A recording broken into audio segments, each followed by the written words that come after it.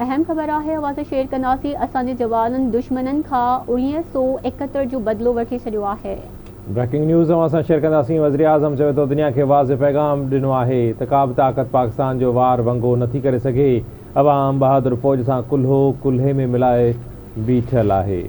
ख़बर आवाज़ शेयर कंदासीं। वज़ीर आज़म शहबाज शरीफ जो पसरूर छावड़ी सियालकोट में जवाननि खे ख़िताब पाड़ी असांजी रेड लाइन आहे। इन हक़ तां कॾहिं बि हथ न खणंदासीं, इहो चवण आहे वज़ीर आज़म जो। पंहिंजे हिसे जे पाणी जो हर क़ीमत तहफ़ुज़ कंदासीं। पाणी रोकण जी कोशिश थी त पाणीअ रत गॾु न वही सघंदा। शहबाज शरीफ जो इहो चवणु आहे। ब्रेकिंग न्यूज़ असां शेयर कंदासीं। वज़ीर आज़म शहबाज शरीफ चवे थो असांजे जवाननि दुश्मन खां 71 जी जंग जो बदिलो वठी छॾियो आहे। अपडेट कंदासीं। दुनिया खे वाज़े पैगाम ॾिनो त का बि ताक़त पाकिस्तान जो वार वंगो नथी करे सघे।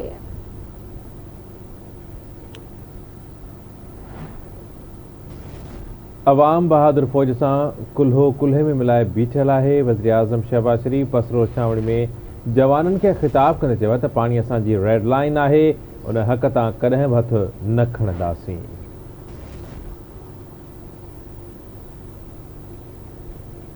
अपडेट कंदासीं। अहम ख़बर है पंहिंजे हिस्से जे पाड़ी जो हर क़ीमत ते तहफ़ुज़ कंदासीं। पाड़ी रोकण जी कोशिश थी त पाड़ी ऐं रत गॾु न वही सघंदा, इहो चवण आहे वज़ीर आज़म शहबाज शरीफ जो।